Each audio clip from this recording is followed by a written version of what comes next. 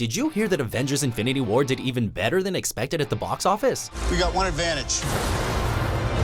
He's coming to us. That director Martin Scorsese slammed Rotten Tomatoes and CinemaScore. What about Marvel dropping a brand new trailer for AntMan and the Wasp? Hey, what'd I miss?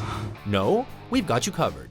Welcome to the CineFiles, a weekly show where we zoom in on the most buzzworthy news Hollywood and the indie scene has to offer. Before we begin, be sure to subscribe to Mojo Talks for the CineFiles Extended Cut, a weekly discussion show where we break down the week's biggest stories. Link in the description below. Number 3. New AntMan and the Wasp trailer drops. Marvel is currently on top of the movie world thanks to the box office dominance of Avengers Infinity War. It just sort of happened. But that hasn't stopped the studio from quickly moving the MCU story along, as they dropped a new trailer for their next installment, AntMan and the Wasp.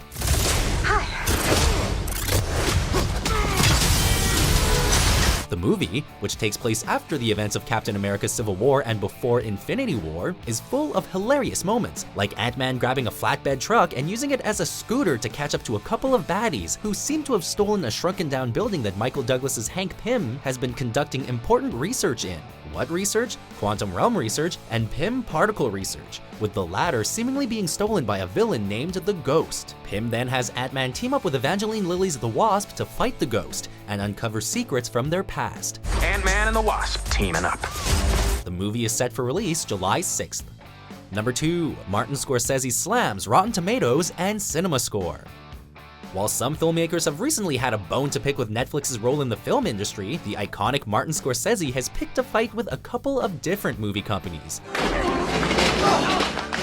Earlier this week, the Goodfellas director took a few swings at review aggregators Rotten Tomatoes and CinemaScore while accepting the Robert Osborne Award at the TCM Classic Film Festival, saying that they're, quote, devaluing cinema, end quote. The filmmaker said, the horrible idea they reinforce is that every picture, every image is there to be instantly judged and dismissed without giving audiences time to see it. Not only does Scorsese view these review aggregators as a tool that limits original and diverse opinions, but thinks that they also reduce cinema to content, as opposed to works of art. Scorsese ended his acceptance speech by imploring fans to continue to visit theaters. Scorsese's next film, The Irishman, is being produced by Netflix and will be released in 2019.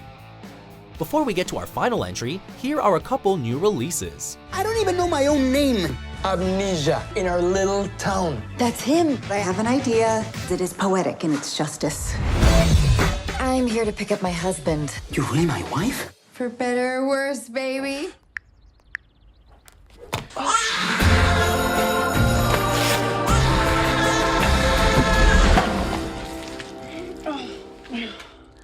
Mom, what's wrong with your body?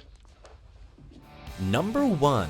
Avengers Infinity War beats The Force Awakens for biggest opening ever. We can't outrun them! We might! It's time for Star Wars to pass the torch, or in this case, the lightsaber. Avengers Infinity War made history on opening weekend by earning a staggering $305.9 million domestically, passing the former record holder, Star Wars The Force Awakens, which earned $247 million. Not only did it take over the number 1 spot from The Force Awakens, it also tied it to become the fastest movie to hit $300 million in North America.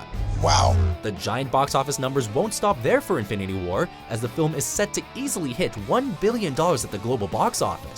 Box office experts expect the 19th installment of the MCU to achieve the milestone this Friday or Saturday, the 10th or 11th day of its theatrical run. Does put a smile on my face. If projections are correct, it would also break the record for the fastest movie to hit $1 billion, ahead of, yes, you guessed it, The Force Awakens, which took them 12 days. We'll see. Thanks for tuning in, and don't forget to subscribe to our Mojo Talks YouTube channel for the video version of the CineFiles Extended Cut.